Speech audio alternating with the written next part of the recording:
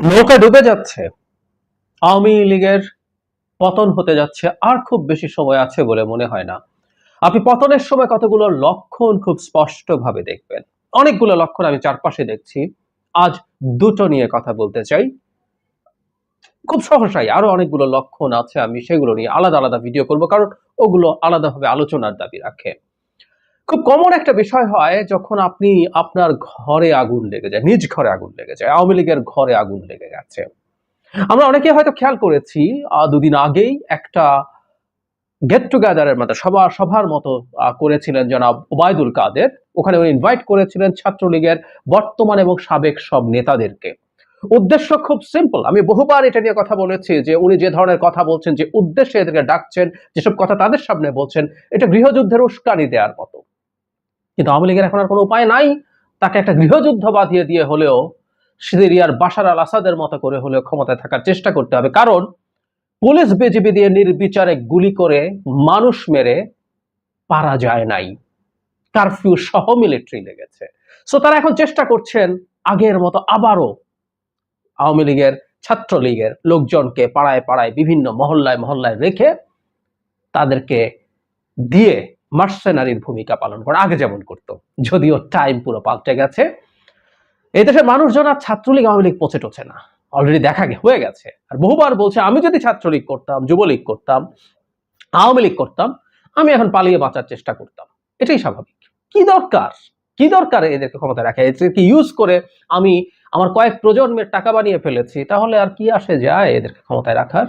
জানো যাবে না, বেঁচে থাকবো এবং আমি সহজ মতো খুব আরামসে পৃথিবীর কোনো ভালো সভ্য দেশে বসবাস করবো। অলরেডি টাকা পয়সা পাঠিয়েই রেখেছে নিশ্চয়ই। যাই হোক, জনাব ওবায়দুল কাদের তাকে ডেকেছিলেন এবং একটা পর্যায়ে তাকে উঠে চলে যেতে হয়েছে। উঠে চলে যেতে হয়েছে। যেটা হয়েছিল আমি একটু পড়ি। নির্ধারিত সময়ের মধ্যে ছাত্রলীগের কয়েকশো সাবেক নেতা দলীয় কার্যালয়ে দোতলা সম্মেলন কক্ষে উপস্থিত হন। এর মধ্যে সংসদ সদস্য, ছাত্রলীগের সাবেক সভাপতি, সাধারণ সম্পাদক সহ শীর্ষ নেতারা ছিলেন। তাদের সাথে কোনো আলোচনা না করে গণমাধ্যমের সাথে কথা বলা শুরু করে। এতে তাদের মধ্যে তারা ক্ষুব্ধ হয়ে তাদের মধ্যে কথা বলতে থাকে। তারপর একটা পর্যায়ে সাবেক কয়েকজন ছাত্রলীগ নেতা ওবায়দুল কাদেরকে উদ্দেশ্য করে বলতে থাকেন, মতবিনিময় সভায় ডেকে সংবাদ সম্মেলন করছেন কেন? তাহলে আমাদের ডাকলেন কেন? আগে আমাদের কথা শুনবেন, আলোচনা করবেন, তারপর ব্রিফ করবেন। তা না করে সাংবাদিকদের সামনে কথা বলা শুরু করে দিলেন। তারপর একটা পর্যায়ে যেটা হয়, উনি অতীতের অভিজ্ঞতা থেকে তারা আগে আজ করতে পেরেছিলেন যে ওবায়দুল কাদের বক্তৃতা করে চলে যাবেন, যেটা সবসময় হয়। সাবেক ছাত্রনেতারা আরো বলেন, হট্টগোল শুরু হলে প্রথমে ওবায়দুল কাদেরকে বলতে শোনা যায় কে কে, কিন্তু এরপরও হট্টগোল চলতে থাকে। এরপর সংবাদ সম্মেলন অন্যান্য দিনের মতো দীর্ঘ না করে সভাস্থল ত্যাগ করেন ওবায়দুল কাদের। এ সময় পেছনে বসা ছাত্রলীগের সাবেক এক নেতা ভুয়া ভুয়া বলে আওয়াজ করেন। তারপর অনেকেই ভুয়া ভুয়া বলে ওঠেন। তারপরে তিনি তাদের সাথে আলাপ না করে নিজের কক্ষে চলে যান। তাদের সাথে ওই আলাপটাও আর তুলতে পারেন নাই। তিনি কিন্তু ওই যে কি বক্তৃতা করছেন সেটা আমরা মিডিয়ায় শুনেছি, ওই একই রকম সবাইকে জেগে উঠতে হবে, আমরা নাহলে শেষ হয়ে যাব। আবারও ছাত্রলীগের, আওয়ামী লীগের সাবেক নেতা তাদেরকে লেলিয়ে দেওয়ার চেষ্টা, কিন্তু কাজ হয় নাই। এবং শুধু সেটা না, ছাত্রলীগের নেতারা যখন এই জিনিসগুলো করছেন তখন মিডিয়ার উপরও তারা চড়াও হয়েছিলেন। মাথা টাথা ঠিক নাই। সো নিজেদের ঘরের আগুনটা আমরা দেখতে পাচ্ছি। তো অনেক ছাত্রনেতা বলেছেন, অনেক জায়গায় মিডিয়াতে এরকম নিউজ এসছে যে পদপদবীর সময় তাদের কোনো যোগ থাকে না, খেয়াল থাকে না। এখন ক্ষমতা যাচ্ছে, ক্ষমতায় ঝামেলা হচ্ছে, তাই তাদেরকে ডাকা হয়েছে।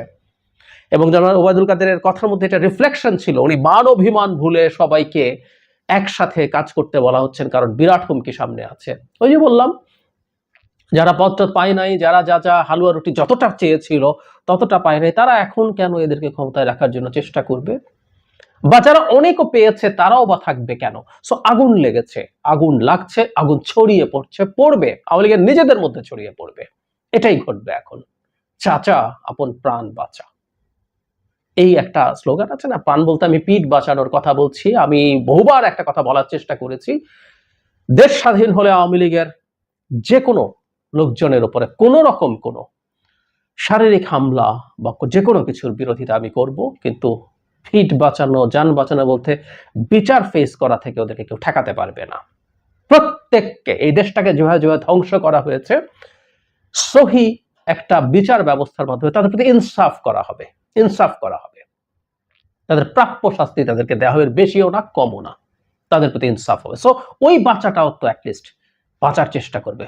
কোটি কোটি, কেউ কেউ শত শত কোটি, কেউ কেউ হাজার হাজার কোটি টাকা কামিয়েছেন, তারা একবার দেশে থাকতে হবে কেন? একই সাথে আরেকটা ঘটনাকে মেলাতে চাই। এটা সরকারপন্থী পত্রিকা বাংলাদেশ প্রতিদিন, দেশ ছাড়েন 2 ডজন মন্ত্রী এমপি। কোটা সংস্কার আন্দোলনের সময় যুক্তরাষ্ট্র, যুক্তরাজ্য, Canada, Singapore, Australia, Bharat, Thailand, চীন ও দুবাই পাড়ি জমান সরকারি দলের প্রভাবশালীরা। বিরাট একটা তালিকা আছে এখানে। আমি মনে করি 2 ডজন না, সংখ্যাটা আরো অনেক বেশি হবে। এদের সংখ্যা জানা গেছে, এদের কথা জানা গেছে, সব হিসাব নিকেশ হয়তো পুরোপুরি পাওয়া যাবে। কয়েকটা একটু পড়ি। 15 জুলাই মধ্যরাতে দেশ ছাড়েন সাবেক অর্থমন্ত্রী আহম মুস্তফা কামাল, উনি চলে গিয়েছিলেন। 16 জুলাই লন্ডন গিয়েছিলেন ইলিয়াস মোল্লা এবং 26 তারিখ ফিরে আসেন। বুঝতে পারছি আমরা সময়টা কিরকম। একই দিন পরিবারের 11 সদস্য নিয়ে কুমিল্লা 1 আসনের এমপি ও সাবেক রেলমন্ত্রী মুজিবুল হক দুবাই যান। তারপরে কিছুক্ষণ আগেই প্রাথমিক গণশিক্ষা মন্ত্রণালয়ের প্রতিমন্ত্রী অধ্যাপক রুমানা আলী 16 জুলাই মালয়েশিয়া যান পরিবারের সদস্য সহ। এছাড়াও আরো অনেকে গেছেন, যেমন ময়মনসিংহ 8 আসনের এমপি মাহমুদ হাসান সুমন পরিবারের সদস্য সহ। কুমিল্লা 8 আসনের এমপি আবু জাফর মোহাম্মদ শফিউদ্দিন চীনে গেছেন। 17 জুলাই 1:11 গেছেন চট্টগ্রাম 1 আসনের এমপি হাবিবুর রহমান। ঢাকা 5 আসনের এমপি মশিউর রহমান মোল্লা সজল ভারত সফরে ছিলেন। তারপরে এমিরেটসের ফ্লাইটে ভোলা 4 আসনের এমপি আব্দুল্লাহ আল ইসলাম জ্যাকব দুবাই গেছেন পরিস্থিতি শান্ত হওয়ার পর 27 জুলাই। তারপরে আব্দুল মোমেন ছিলেন আমেরিকাতে, তিনি ফিরে আসেন 28 জুলাই। ভোলা 3 আসনের এমপি নুরুল নবী চৌধুরী 26 জুলাই দেশে ফিরে এসেছেন, এর আগে দেশের বাইরে ছিলেন। এগুলো একটা বিরাট তালিকা। এখানে অন্তত 24 জনের কথা বলেছে, সময় সহ দেয়া, কে কোন দেশে গেছেন সেটা দেয়া হয়েছে। একটা জিনিস আমরা বুঝতে হবে, সেটা হচ্ছে সরকারের ভেতরে কতটুকু কি হচ্ছে। আমরা তো আসলে কতগুলো বাইরের উপসর্গ দেখে, লক্ষণ দেখে বুঝতে পারি, আমরা বুঝতে পারি ভেতরে কি অবস্থা হচ্ছে। কিন্তু যারা এই সরকারের সাথে বিভিন্ন জায়গায় নেতা আছেন, এমপি আছেন, মন্ত্রী আছেন, তারা এই ভেতরের পরিস্থিতি আরো অনেক ভালো বুঝতে পারেন। সুতরাং তারা যখন পালিয়ে বাঁচার চেষ্টা করেন, দূরে থেকে হাওয়া বোঝেন, তারপরে যখন সব শান্ত হয়, তারপর যখন দেশে ফিরে আসেন, তখন আমরা বুঝতে পারি খুব ক্লিয়ারলি সিরিয়াস গড়বড় হয়েছে। এবং আমি আবারও বলছি, অনেক উদাহরণ আছে। এমনকি প্রধানমন্ত্রী নিজে যেভাবে আচরণ করছেন, যা বিহেভ করছেন, সেগুলো আমাদেরকে ক্লিয়ারলি ইন্ডিকেশন দেয় সরকারের খুবই খারাপ পরিস্থিতি এখন তাদের অভ্যন্তরে আছে। আমরা একটা কথা বলতে পারি, আমি বহুদিন বলেছি, এই অন্তত ক্র্যাকডাউন যখন আপাত দৃষ্টিতে শান্ত হয়েছে, তারপরও আমরা দেখব কোনো কিছুর আর ভয়, কোনো কিছু ধার ধারছে না। বিশেষ করে রোড টু জাস্টিস যে প্রোগ্রামটা ছিল, সারা দেশে সকল বাধার পরও নেমে এসছে। অথচ দগদগে জাজ্জল্যমান স্মৃতি আছে, গুলি করে যে কোনো সময় মারা যেতে পারে, আহত হতে পারে, অন্ধ হয়ে যেতে পারে, কিন্তু নেমেছে, কেউ কোনো কিছু কেয়ার করেন। এবং সারা দেশ এখন একত্র হয়ে যাচ্ছে। শিক্ষক, আইনজীবী, শিল্পী, অভিনেত্রী, কলাকুশলী, ডিরেক্টরস, সব সেক্টরে সব রকম লোকজন এখন একত্র হচ্ছে। এটা একটা ক্লিয়ার ইন্ডিকেশন দেয় মানুষের যে কম্বাইন্ড উইজডম, সেই জিনিসটা বলছে এদের দিন আসলে আর নাই।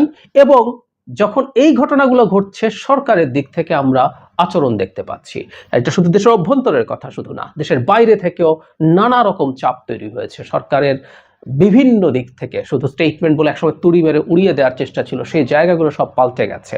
এখন এটাকে আরো খুব বড় স্কেলে সবকিছু হয়ে দাঁড়াচ্ছে এবং আমরা উল্টো পাল্টা কাজ দেখছি প্রচুর সরকারের দিক থেকে। সুতরাং আমরা বলতে পারি আমরা আরো মিলিয়ে নিতে পারবো, আরো মেলাবো। সরকারের দিন শেষ হয়ে গেছে। আওয়ামী লীগ আর খুব বেশি দিন আসলে ক্ষমতায় নাই। কারণ আমরা আজকেও একটা প্রোগ্রাম আছে জানি, সেই প্রোগ্রামটাতেও আমরা সিরিয়াসলি বিশ্বাস করতে চাই, ছুটির দিন নামাজের পর প্রোগ্রাম আমরা বিশ্বাস করব, আমরা দেখব, আমরা নিশ্চিতভাবে মিলিয়ে নিতে পারবো। আজও বহু মানুষ রাস্তায় নেমেছে, তারা তাদের মতো করে তাদের কর্মসূচি পালন করছে এবং প্রতিটা ক্ষেত্রে সরকারের পরাজয় নতুন করে ত্বরান্বিত হবে, এতে কোনো রকম কোনো সন্দেহ নাই। খুব অল্প সময় দূরে আছি আমরা একটা সত্যিকার স্বাধীন ইনসাফের বাংলাদেশ থেকে।